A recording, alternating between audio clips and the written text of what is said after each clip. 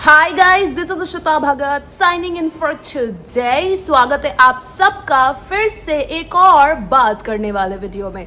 मैंने सोचा आज के क्वेश्चन एंड आंसर वीडियो में मैं थोड़े बहुत हल्के क्वेश्चंस का आंसर दूंगी, बट हल्का क्वेश्चन तो था ही नहीं। आपके सारे सवाल काफ़ी ही ज़्यादा भारी है, काफ़ी ही ज़्यादा हैवी है। So it's okay, it is what it is. भारी हो या हल्का, आपके प्रश्न का उत्तर तो मुझे देना ही पड़ेगा। Let's get on with today's video. बाबा, इतना बड़ा चेन है, नाभि के पियर्सिंग के साथ मिल के ऐसे ऐसे हो जा रहा है, मेरी नाभि फट जाएगी। इसको थोड़ा ऐसे घुटा लेते हैं। अब ठीक है, आज का पहला सवाल है ये, do you think you will ever forgive your parents? No, I will support them. Like मेरा ऐसा चीज़ है कि अगर मेरे मम्मी या मेरे पापा को कभी पैसों की ज़रूरत पड़ी, फाइनेंशियल सपोर्ट की, तो मैं उनको फाइनेंशियल सपोर्ट दूंगी, बिकॉज दैट इज़ माई कर्तव्य, रेस्पॉन्सिबिलिटी काइंड ऑफ। हाउएवर मेरे बाप या मेरी माँ को इमोशनली मैं सपोर्ट नहीं कर सकती। Like I can not give them access to me, but I can give them access to my bank account. Even if I forgive my parents, I will never forget. Right? I will never forget. So I think मैंने already उनको माफ़ कर दिया है, इसीलिए मैं शायद कभी फाइनेंशियली अपने माँ बाप की मदद कर सकती हूँ। लेकिन माफ़ भले ही कर दिया है, पर मैंने उनके कारनामों को अभी तक भुलाया नहीं है, तो शायद इसीलिए मैं इमोशनली कभी भी अपने माँ बाप के लिए अवेलेबल नहीं रह पाऊँगी। I can never be there for them, I can never give them a shoulder to cry on, no. But पैसों वगैरह के मामले में, वो सब चीज़ों के मामले में I am there for them. See, forgive but never forget. माफ़ कर दो लोगों को, बट कभी भूलो मत, कभी भूलो मत उन्होंने तुम्हारे साथ क्या किया था। नेक्स्ट क्वेश्चन, ये क्वेश्चन नहीं है, I think so. Ishita, I have watched all your videos and I truly loved every single one of them. I am one of your subscribers and big fan of yours. Please take my name. Radhika from Mumbai. Hi Radhika from Mumbai, how are you doing? What a lovely name. Wow, I love the name Radhika, like Radhika Apte. Wow, thank you so much. Lots of love from Mumbai, sending you lots of love back from Kolkata. I hope you're doing well, Radhika. Lots of love, lots of courage, lots of strength from my side to yours. Alright, next question, Bite Bloom. सवाल ये है कि दीदी, मेरा boyfriend मुझे convince नहीं करता, उसको गुस्सा आ जाता है और वो मुझे सेल्फिश बोलता है। मैं नहीं हूँ और मुझे समझता नहीं है और ब्लैकमेल भी करता है कि इसको कॉल करूँगा अगर गुस्से में हो तो क्या करूँ? ब्लैकमेल क्यों करेगा यार तुमको? तुम्हारा बॉयफ्रेंड, तुम्हारा लवर तुमको ब्लैकमेल अगर कर रहा है, मतलब तुम्हारा लवर नहीं है। योर लवर, योर बॉयफ्रेंड और गर्लफ्रेंड, वॉट एवर, तुम्हारा प्रेमी तुम्हारा लाइफ आसान बनाएगा। Your lover will make you feel comfortable, है कि नहीं? तुमको क्यों वो ब्लैकमेल करेगा? तुम्हारा लवर तुमसे गुस्सा क्यों रहेगा? तुम्हारा लवर तुमको गुस्सा क्यों दिलाएगा? तुम्हारा लवर तुमको कंफ्यूज्ड और एंग्शियस क्यों फील कराएगा? अगर फील करा रहा है तो मैं ये नहीं बोल रही कि अपने लवर को भाड़ में जाने दो, नहीं। ये नहीं बोल रही कि अपने लवर को धोखा दो, मुझे भी डार्लिंग मौका दो, ऐसा नहीं बोल रही। मैं बोल रही हूँ talk to your lover. Communication is the key. अपने बंदे को बोलो कि भाई तू मुझसे प्यार करता है कि नहीं करता है, क्योंकि अगर तू मुझसे प्यार करता है तो ये जो तेरा बिहेवियर है ना, ये तू नहीं करेगा। अगर तू मुझसे प्यार नहीं करता है तो ही तू मेरे साथ ऐसा बिहेवियर करेगा। तो भाई बोल दे, मुझसे प्यार नहीं करता तो मैं भी तेरे को छोड़ के किसी और को मौका दे दूं जो मुझसे सच में प्यार करता है। उसको डायरेक्ट बोलो ऐसे, डायरेक्ट बोलो ऐसे। Your lover is suppose to make you feel comfortable, is suppose to make you feel heard, seen and loved, right? तुम्हारा लवर तुमको ऑपोजिट फील नहीं करा सकता, ठीक है? Ask your self, is it worth it?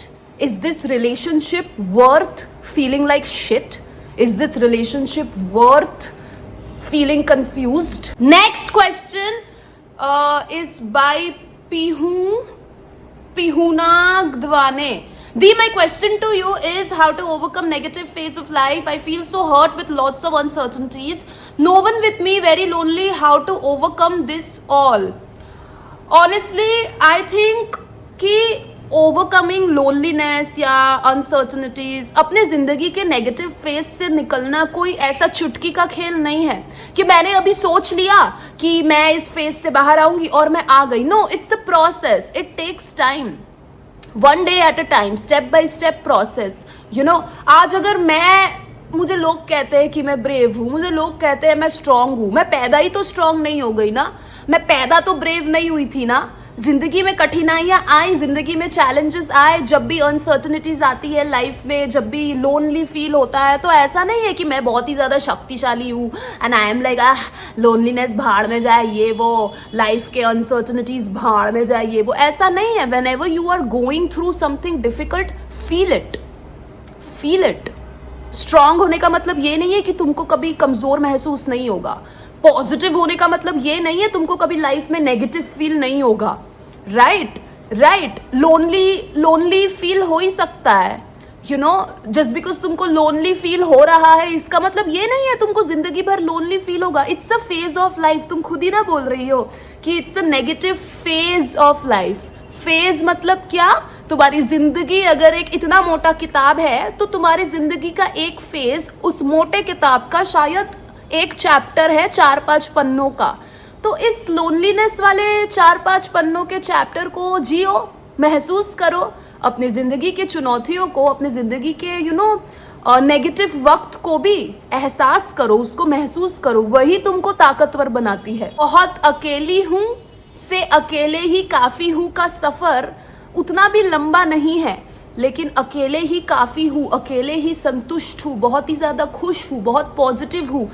वहाँ तक, उस फेज तक जाने के लिए तुमको अपनी ज़िंदगी के उस अकेलेपन वाले फेज से भी गुजरना ही पड़ेगा. बिना चुनौतियों के तुम ताकतवर नहीं बन सकती, है ना. बिना चैलेंजेस फेस किए तुम ब्रेव नहीं बन सकती, तुम स्ट्रांग नहीं बन सकती. So even if life throws such negative situations at you, deal with it. No one is with you now. Someday, one day, someone will be there for you, someone will be there with you. ये loneliness कुछ वक्त के लिए है. ये तुम्हारी जिंदगी के कुछ चैप्टर्स है, तुम्हारी पूरी जिंदगी नहीं है. नेक्स्ट क्वेश्चन, फिर से मेरे पापा का क्वेश्चन. मतलब पापा ने नहीं पूछा है पापा के बारे में किसी ने पूछा है. आपके पापा अभी जिंदा है और आपके पापा की दूसरी वाइफ को वो पसंद है, उनको दूसरे बच्चे भी है except your brother and you. Like I watch your videos but only sometimes I really love your channel. मेरे बाप का दूसरी वाइफ तो है, मेरे बाप की दूसरी बीवी का नाम तो सीमा है. उफ बाबा, अच्छी जो भी है, मेरे बाप की दूसरी बीवी है, बट मेरे बाप का कोई बच्चा नहीं हुआ. क्या बच्चा? जो बच्चे ऑलरेडी है उन बच्चों का तो वो ख्याल रख पाया नहीं, अब नया से वो क्या बच्चा करेगा. So my dad is there, my dad is alive. हाँ, मेरे तो कुछ घर के सामने ही तो वो रहता है, पता नहीं कहाँ. मैं पता नहीं, कभी कभी मेरा भाई बोलता है कि इधर उधर देखता रहता है वो पप्पा को इधर उधर जाते हुए. सो आई डोंट नो, इधर ही तो कहीं रहता है. उसकी बीवी भी है, मैंने सुना उसकी दूसरी बीवी ने भी उसको छोड़ दिया था, बट पता नहीं, उसको कोई बच्चे नहीं है. मैं और मेरा भाई उसके ओनली चिल्ड्रन है, हमारे अलावा और कोई बच्चा तो उसका है नहीं. Next question, do you ever feel guilty about hurting others in the past? If so, how do you deal with these feelings of guilt? Okay, मैंने बहुत लोगों को तकलीफ तो पहुंचाई है, बट मुझे पहले बहुत गिल्टी फील होता था, ठीक है ना, कि मैंने इसके साथ इतना बुरा किया, जैसे गांव के गंवार के ऊपर चीट कर दिया या मम्मी को हर्ट कर दिया, मम्मी की उंगली तोड़ दिया, वैसा कुछ. मेरे को बहुत गिल्टी फील होता था, मैं बहुत गिल्ट में मरती थी. बट फाइनली अपने ज़िंदगी के इस फेज़ में आके मुझे रियलाइज़ होता है गाइस कि मैंने जितने भी लोगों को हर्ट किया है ना, जितने भी लोगों को मैंने हर्ट किया है, जिस भी तरह से मैंने लोगों को हर्ट किया है, वो सारा हर्ट मुझे वापस मिला है. शायद उन्हीं लोगों से, शायद दूसरे लोगों से, या शायद किसी इंसान से नहीं, किसी परिस्थिति से. कर्मा खाया है मैंने. अगर मैंने किसी का दिल तोड़ा है तो मेरा भी दिल टूटा है. अगर मैंने किसी को श्राप दिया है और उसके साथ बुरा हुआ है तो मुझे भी किसी ने श्राप दिया है, मेरे साथ भी बुरा हुआ है। मैंने जो जो किया है, जैसे जैसे लोगों के साथ मेरे साथ सेम सेम चीजें हुई है। भगवान जी के घर में जस्टिस हो गया है। मैंने इसका दिल तोड़ दिया तो मेरा भी दिल मेरे बंदे ने तोड़ दिया, ठीक है ना। मैंने किसी को छोड़ दिया तो मुझे भी किसी ने छोड़ दिया, तो अभी वो इक्वल हो गया है। तो now I don't feel guilty any more. पहले मेरे को बहुत गिल्टी फील होता था, बट अभी नहीं होता। तो आपको भी वैसा ही सोचना चाहिए। अगर आपने किसी के साथ बुरा किया है तो don't feel guilty about it, be afraid. Seriously, मैं अब कभी सोच ही नहीं सकती किसी के साथ बुरा करने का। क्यों? क्योंकि मुझे डर लगता है, क्योंकि मैंने जब जब किसी के साथ बुरा किया है मेरे साथ भी सेम चीज हुई है, राइट? तो गिल्ट की बात तो आनी नहीं चाहिए, आप में डर होना चाहिए कि मैं इसका खराब नहीं करूंगा, मेरे साथ भी होगा, वो डर, सो या I don't feel guilty any more about hurting people in the past. I know कि वो हिसाब बराबर हो चुका है, बट अब फ्यूचर में जाके अब मैं किसी को हर्ट नहीं करूंगी, क्योंकि अब मेरे में वो डर आ गया है, ठीक है।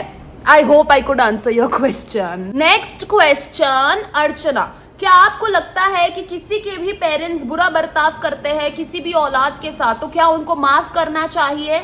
और किसी के भी पेरेंट्स किसी के साथ गलत करके खुद की गलती ना माने और खुद को बोले कि माँ बाप ने पैदा करा है, तो वो बच्चों पे एहसान जताते हैं कि बच्चों को कि वो सारे टाइम कोसते हैं, इसको आप किस तरह सोचते हो और देखते हैं कितना सही और कौन गलती, इसको कैसे वे में समझते हो? Okay Archana, C I think अगर तुम्हारे सामने कोई खड़ा है या खड़ी है और वो गलत है, तुम्हें पता है वो गलत है, तो वो गलत है। वो तुम्हारे माँ बाप हो, तुम्हारा बच्चा हो, तुम्हारे भाई बहन हो, तुम्हारा पति हो, पत्नी हो, दोस्त हो, कोई भी हो, सामने वाला अगर गलत है तो है। सामने वाले ने अगर कोई क्राइम किया है, सामने वाले ने अगर तुम्हारा दिल दुखाया है, सामने वाले ने अगर तुमको हर्ट किया है, सामने वाले ने अगर तुमको टेकन फॉर ग्रांटेड लिया है, तो उसने हर्ट किया है। जस्ट बिकॉज वो तुम्हारा माँ बाप है, जस्ट बिकॉज तुमको तुम्हारे बाप ने हर्ट किया है, इसका मतलब ये तो नहीं कि तुम्हारा हर्ट का कोई मतलब नहीं है। जस्ट बिकॉज तुमको तुम्हारी माँ ने दुख दिया, तो सोचो तुमको तुम्हारी माँ ने दुख दिया है, बहुत दर्द दिया है, तो जस्ट बिकॉज तुम्हारी माँ ने तुमको दुख दर्द दिया है तो तुम्हारे दुख दर्द की कोई अहमियत नहीं है। हाँ, कितने बेटियों का रेप हो जाता है, कितने बेटियों का रेप उनके माँ बाप खुद कर लेते नहीं। ऐसे फॉरेन कंट्रीज में ऐसे मैंने बहुत केसेस देखे हैं। फॉरेन कंट्रीज छोड़ो, हमारे खुद के देश में ऐसे कितने केसेस देखे हैं कि बाप ऑनर किलिंग में बेटी को जान से मार डालता है। क्यों? क्योंकि बेटी किसी लड़के से प्यार करती है और बाप चाहता है कि बेटी उसके पसंद के आदमी से शादी करे। नहीं करेगी बेटी को जान से मार डालता है। तो क्या वहां पे वो बाप सही है? हाँ, ऐसे बहुत पेरेंट्स होते हैं, ऐसे बहुत बाप होते हैं आज की डेट में भी, 2026 के डेट में भी, हु आर लाइक हम उसको दुनिया में लाए हैं तो हम उसको दुनिया से भगा भी देंगे, हमारी बेटी को हम जान से मार डालेंगे, कोई फर्क नहीं पड़ता, क्योंकि हमने पैदा किया है तो हम मार भी तो डालना सकते हैं। तो तुम्हें क्या लगता है, क्या ये मेंटालिटी सही है? जस्ट बिकॉज कोई तुम्हारा माँ बाप है, क्या उनको पूरा हक है तुम्हारा मेंटल हेल्थ खराब करने का, तुमको मारने पीटने का, तुमको टॉर्चर करने का? जस्ट बिकॉज तुम्हारे माँ बाप की वजह से आज तुम जिंदा हो, इसका मतलब ये तो नहीं है ना कि डेली तुम्हारे माँ बाप अपने बातों से, अपने तानों से या अपने किसी बचकानी हरकत से थोड़ा करके डेली तुमको हल्का हल्का जान से मार डालते जाए। हाँ, क्या ये जस्टिफाइड है? अगर सामने वाला तुमको टॉर्चर कर रहा है, अगर सामने वाला तुमको डेली थोड़ा करके मार रहा है, अगर सामने वाला तुमको तकलीफ पहुंचा रहा है, तो वो गलत है, वो गलत है। मेरा तो बचपन से यही है अर्चना, मेरा बचपन से यही है। मैं जब से बहुत छोटी, मतलब 10 साल की जब से मैं थी, ठीक है ना, तब से मेरा यही है कि मुझे मेरे साथ बुरा किया मैं मारूंगी थप्पड़, वो चाहे मेरा बाप भी क्यों ना, वो चाहे मेरा बाप भी क्यों ना हो। अगर अपने बच्चों के साथ बुरा बर्ताव करने के वक्त इनको याद नहीं रहता कि हम इनके बच्चे हैं, तो हमें उस बुरा बर्ताव का रिप्लाई देने के वक्त क्यों याद रखना होगा भाई कि वो हमारे माँ बाप हैं? Respect is earned. Just because आप हमसे बड़े हो हम आपकी पूजा नहीं करेंगे। आपको कुछ तो ऐसा अच्छा काम करना पड़ेगा जिसकी वजह से हम आपकी पूजा करें। क्यों? अच्छे माँ बाप अगर हो, अगर मेरे माँ बाप ने मेरे को टॉर्चर नहीं किया है, अगर मेरे माँ बाप मुझे समझते हैं, अगर मेरे माँ बाप सच में उस लायक है कि मैं उनकी पूजा करूं, तो पूजा क्या, उनके पैर धोके मैं वो पानी पी लूं, मैं वो इंसान हूं। और ऐसा ही सबको होना चाहिए। सामने वाला जो डिजर्व करता है उसको वो दो। जस्ट बिकॉज वो तुम्हारा माँ बाप है डजंट मीन कि वो तुम्हारे साथ अत्याचार करते रहे और तुम उस अत्याचार को सहते रहो। No. Next question, how are you still positive even after all these things? No. Like, do you ever feel sad about it? How are you so mentally strong? Alright, I feel sad. ये मैंने थोड़ी देर पहले भी बोला ना guys, that strong होने का मतलब ये नहीं है कि आपको कभी वीक फील नहीं होगा। हैप्पी होने का मतलब ये नहीं है कि मुझे कभी सैड फील नहीं होगा। सैड भी फील होता है, हैप्पीनेस भी फील होता है, राइट? जो बहुत ही ज्यादा शक्तिशाली है उसको भी कभी ना कभी कमजोर महसूस होता ही है। दैट्स लाइफ, है कि नहीं? आई थिंक सैड फील हो, हैप्पी फील हो, कमजोर फील हो या ताकतवर फील हो, जो भी जैसा भी फील हो, फील इट। किसी भी फीलिंग से ना मैं भागती नहीं हूं। अब मेरे साथ जो भी लाइफ में हुआ वो सारी चीजें ना मुझे बहुत लंबे वक्त तक याद ही नहीं थी। पता है आप लोगों को, 24 साल की उम्र में आके मुझे जब याद आता है कि 10-15 साल पहले मेरे साथ क्या हुआ था, और वो याद करके जब मुझे रोना आता है, मैं खुद को पूछती हूँ कि यार ईशिता, 15 साल पहले की दुर्घटना लेके मैं अब क्यों रो रही हूँ मैं? क्योंकि वो दुर्घटना लेके मैं कभी रोई ही नहीं। मैं कभी अपनी जिंदगी के प्रॉब्लम्स, अपनी जिंदगी के ट्रॉमा को लेके बैठ के मैंने 2 मिनट सोचा ही नहीं। मैंने कभी अपनी जिंदगी के दुख दर्द को फील ही नहीं किया था यार। आप अगर अपने ट्रॉमा को, अगर अपने जिंदगी के दर्द को, अपने मन के दुख को दबा के रखते जाओगे कि नहीं मुझे रोना आ रहा है, मैं नहीं रोऊंगा, मुझे कमजोर फील हो रहा है लेकिन मुझे दिखाना पड़ेगा कि मैं स्ट्रांग हूं, मेरे आंखों से आंसू आ रहे हैं लेकिन चेहरे पे मुझे मुस्कुराहट रखनी ही पड़ेगी। आप ये करते जाओगे, फिर एक दिन बूम से बम फटेगा, आपके मन का बम। आपके मन में जितना भी आपने दुख दर्द दबा के रखा था ना, वो एक दिन बम ब्लास्ट होगा।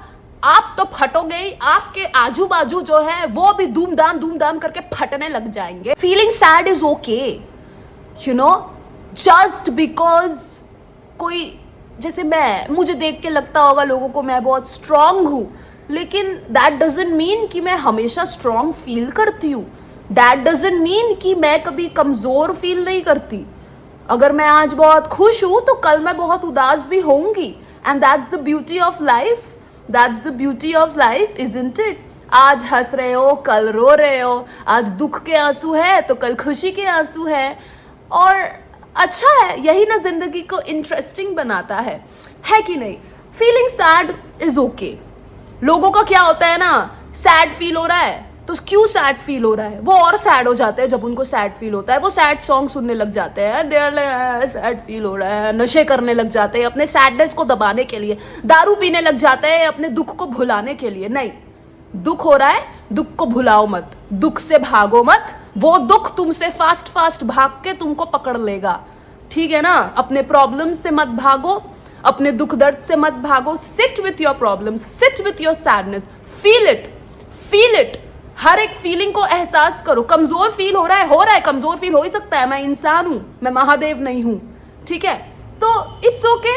आपने देखा नहीं है क्या कि मैं कितनी बार अगर हंसते मुस्कुराते हुए वीडियो बनाती हूँ तो मैं बाथरूम में रोते हुए भी वीडियो बनाती हूँ ना, मैं फूट के रोती भी हूँ। That is the thing about strength, that is the thing about being strong, that you don't always have to be strong. Sometimes strong people can be weak. That's how it is. I hope I could answer your question. I don't know. Finally, Daisy का एक हल्का सवाल आप कोलकाता में कहाँ रहते हो? मैं भी कोलकाता में रहती हूँ और आपसे मिलना चाहती हूँ। डेजी, मैं कोलकाता में रहती हूँ साउथ की तरफ। हमारे यहाँ एक बहुत पॉपुलर यूनिवर्सिटी है, जादवपुर यूनिवर्सिटी करके, तो मैं जादवपुर यूनिवर्सिटी के पास में ही रहती हूँ। ज़रूर मैं तुमसे मिलना पसंद करूँगी। ये वाला क्वेश्चन मुझे इसने भी पूछा था, अभिरति रॉय और समथिंग, जिसका मैंने 4 क्वेश्चंस था, तो उसके 2 क्वेश्चन का आंसर मैंने पहले वीडियो में दिया था। उसने भी मुझसे ये चीज़ पूछी थी कि आप कोलकाता में सब्सक्राइबर मीटअप कब करोगे। मैं तो बहुत ही बेसब्री से इंतज़ार कर रही हूँ सब्सक्राइबर मीटअप करने का। सो अगर आप कोलकाता से हो, आप मिलना चाहते हो, तो आप ज़रूर मुझे बताइए। हम ज़रूर मिलेंगे, व्लॉग बनाएंगे, खाएंगे पिएंगे, मौज मस्ती करेंगे। एंड डेजी, जी हाँ, ज़रूर मुझसे मिलना। तुम कोलकाता में हो, वाओ। ऐसे भी मुझे नए दोस्त बनाने की आवश्यकता तो है ही।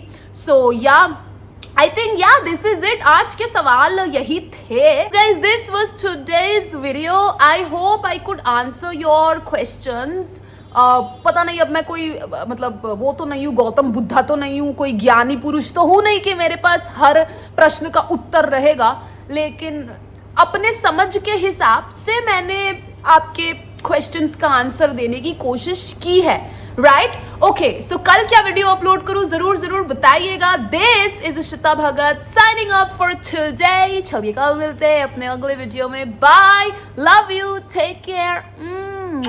ऑल्सो 49K सब्सक्राइबर्स हो चुके हैं, 1000 और होंगे तो 50,000 हो जाएंगे।